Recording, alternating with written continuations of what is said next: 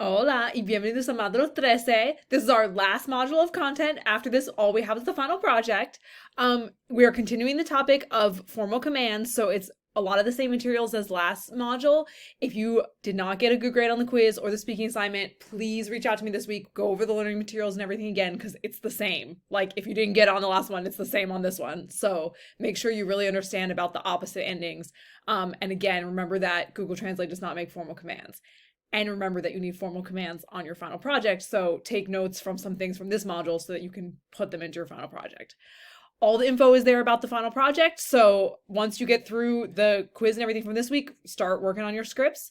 We have our last homework packet, last speaking assignment, last quiz. So get through all of those. And then just a reminder, this module ends August 2nd. And then August 5th, your script is due for the project. August 7th, your script is due for the project. So like once you get through the materials here, start working on that. And please let me know if you have any questions. Y nos vemos pronto.